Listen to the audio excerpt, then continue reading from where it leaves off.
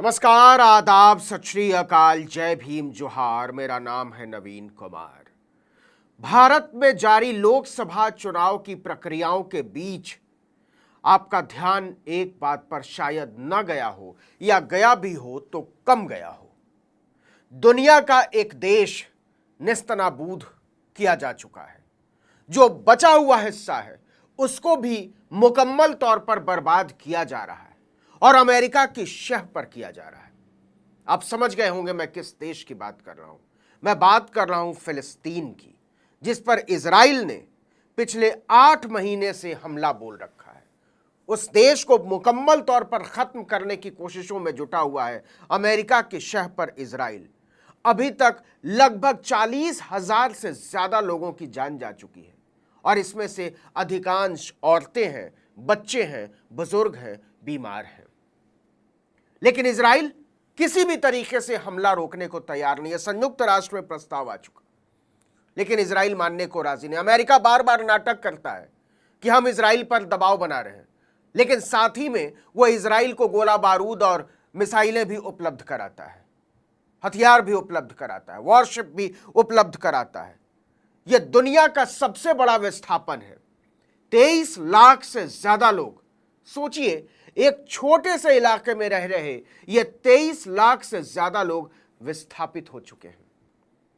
ये कोई 6 लाख परिवार हैं, और इसमें से जैसा मैंने शुरू में कहा कि ज्यादातर महिलाएं और बच्चे, क्योंकि पुरुष युद्ध में झोंक दिए गए हैं। इस बीच एक खबर आती है, जरा देखिए और समझिए कि कैसे पश्चिम की दुनिया दो मुंहे तरीके से पेश आती है, खासकर तब जब बात मुसलमानों की आती है, बात इस्लामिक देशों की आती है, बात आती है अल्पसंख्यकों की। तो क्या रंग होता है पश्चिमी दुनिया का। यूरोप के 3 देशों ने पिछले दिनों मान्यता दी फिलिस्तीन को एक देश के तौर पर। इसके बाद से इजराइल बौखलाया हुआ है। वो लगातार बयान जारी कर रहा है कि इसका अंजाम अच्छा नहीं होगा।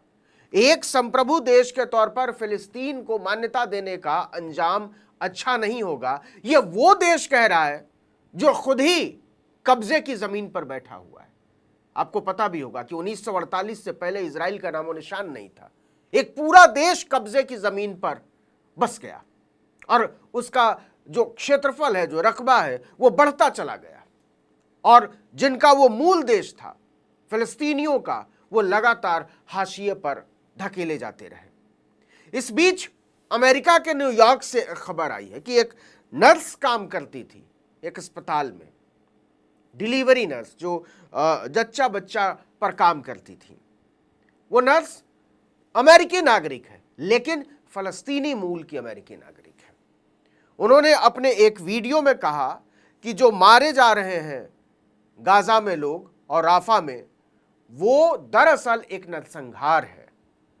इसके बाद उस नर्स को क्या हुआ कि इसके बाद हंगामा मच जाता है अमेरिका में, क्योंकि एक अमेरिकी नागरिक ने, जो कि फिलिस्तीनी मूल की है, उसने कहा कि इजराइल जो कर रहा है वो दरअसल बुनियादी तौर पर एक नरसंहार है। उस नर्स का नाम है हेसान जबर।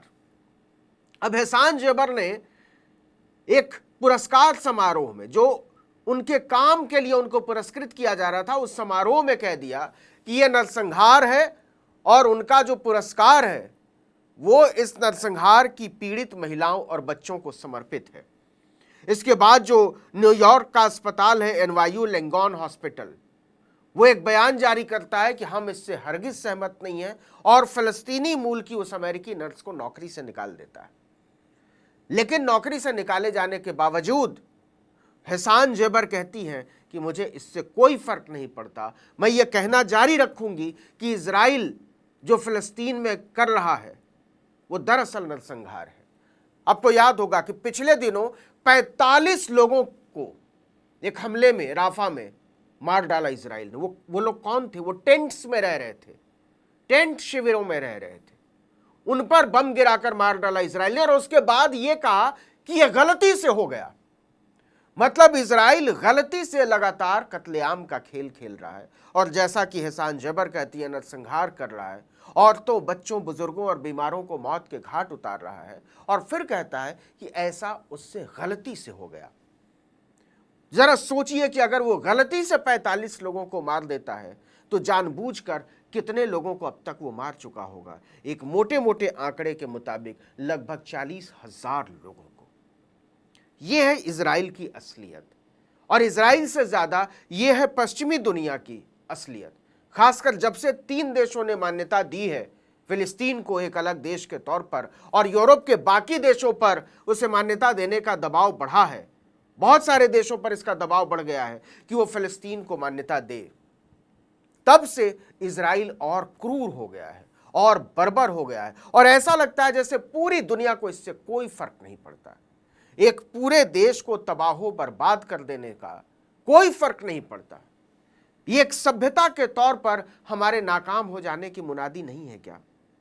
संयुक्त राष्ट्र जैसी संस्थाओं के फेल हो जाने की घोषणा नहीं है क्या? नाकाम हो जाने की घोषणा नहीं है क्या? क्या मानवता के सिद्धांतों के कूड़े में फेंक दिए जाने की घोषणा नहीं है क्या? जरा सोचिएगा और समझिएगा कि इजराइल जो कर रहा है फिलिस्तीन में, और जो वो तांडव कर रहा है, वो चुनौती किसको है? वो क्या केवल फिलिस्तीन को चुनौती है, या फिर ये पूरी दुनिया को चुनौती है? और चुनौती ये है कि जिसके पास ज्यादा ताकत होगी वो कब्जेदारी की इस लड़ाई में वीर भी कहा जाएगा और विजेता भी कहा जाएगा। ये जितना शर्मनाक है उससे ज्यादा खतरनाक है। लेकिन जिस तरीके से एहसान जबार को निकाला गया नौकरी से, वो बताता है कि इंसान के तौर पर भी हम लगातार छोटे होते जा रहे हैं, बौने होते जा रहे हैं। वक्त है कि दुनिया समय रहते इसमें दखल दे, इजराइल को रोके, उसके साथ अपने सारे संपर्क काटे, और ये जिम्मेदारी पूरी दुनिया को उठानी होगी। क्योंकि फिलिस्तीन पर जो संकट है, जो गाज़ा पट्टी में जो संकट है, जो राफा में संकट है, वो अकेले फिलिस्तीन का संकट नहीं है, ये पूरी मानवता के ध्वस्त तबाह खत्म हो जाने का संकट है। आज नहीं तो कल इस संकट में हम और आप सब लोग अपने आप को शामिल पाएंगे। ज़्यादा दूर नहीं है वो दिन जब दुनिया का हर मजबूत देश अपने लिए एक एक फिलिस्तीन की खोज में निकल पड़ेगा। इस वीडियो में इतना ही, लेकिन अगर आपने आर्टिकल 19 इंडिया को अब तक सब्सक्राइब नहीं किया है तो फ़ौरन कीजिए, बेल आइकॉन दबाइए, घंटी जैसी आकृति, लाइक कीजिए और कमेंट करके बताइए हमारा वीडियो आपको कैसा लगा। हमारा ट्विटर हैंडल है article19_India और मेरा ट्विटर हैंडल नवीन जर्नलिस्ट। नमस्कार।